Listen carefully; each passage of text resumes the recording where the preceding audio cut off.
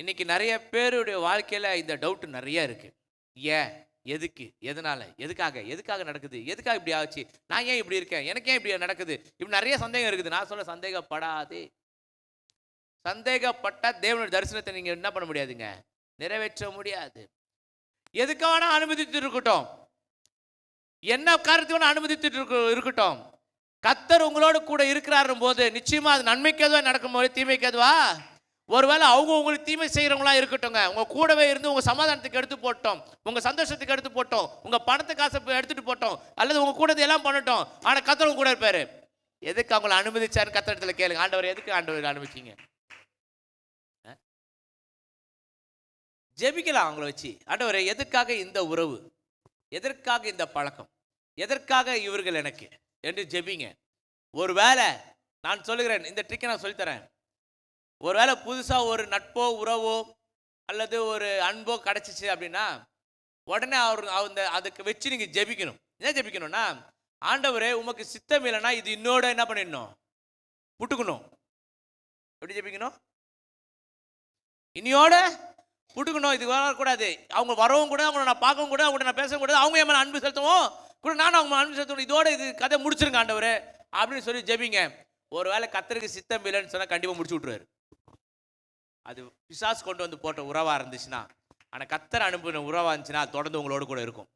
அல்லேலூயா. நான் எல்லா உறவுகளையும் எல்லா நட்புகளையும் எல்லாரையும் நான் சந்தேகத்தோடு கூட பார்ப்பேன்னு சொன்னால் அது ஒரு வேளை கர்த்தர் அனுப்பியிருப்பாரே. ஆனால் உங்கள் வாழ்க்கையில் ஒரு பெரிய மாற்றத்தையும் உங்களோடு கூட துணையை நிற்பதற்கும் உங்களுக்காக ஏதோ ஒரு காரியத்தை செய்வதற்கும் கர்த்தர் ஒரு தேவ தூதரை போல யாராவது ஏற்பாடு செய்திருப்பாரே. ஆனால் ஒரு காகத்தை அனுப்பியிருப்பாரே. ஆனால் நான் சந்தேகப்படுவதனாலே அது என்னை விட்டு அகன்று போய்விடுமே. இப்போ நான் சந்தேகப்படுவதனால தேவனுடைய திட்டத்தையும் நோக்கத்தையும் அவர் தரிசனத்தை இழந்து போயிடுவேனே.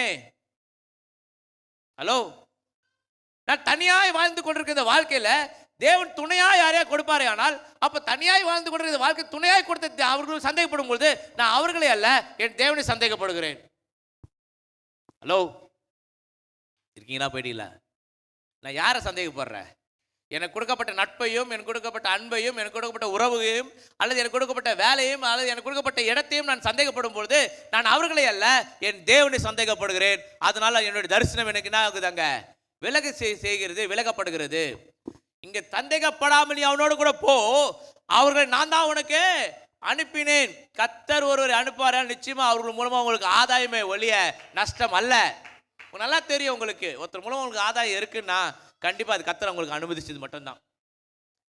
ஒருவேளை நஷ்டம் வருதுன்னா அப்போ நீங்க புரிஞ்சுக்கோங்க, இவங்களால எனக்கு நஷ்டம் அப்படின்னா கண்டிப்பா இது பிசாசா தான் இருக்கும். இவங்களால நமக்கு ஒரே இம்சையா இருக்குது அப்படின்னா கண்டிப்பா அதுல பிசாசின் காரியம் இருக்கும். அப்போ நீங்க ஜெபிக்கணும். அதிகமாக அவங்களை குறித்து ஜெபிக்கணும். அதிகமாக குறித்து ஜெபிக்கணும். உங்களுக்கு சமாதானம் ஏற்பட்டுச்சுன்னா அவங்கள கர்த்தர் என்ன பண்ணுவார்? தொடுவார். உங்களுக்கு சமாதானம் ஏற்படணும். அவங்க நம்மளை விட்டு தானாவே விலகிடுவாங்க. எனக்கு சமாதானமே இல்லை பிரதர், கண்டிப்பாக அவங்க உங்க கூட இருக்க மாட்டாங்க. எனக்கு சமாதானத்தோடு தான் இருக்கேன் பிரதர், கண்டிப்பாக அவங்க கூட என்ன பண்ணுவாங்க? ட்ராவல் பண்ணுவாங்க.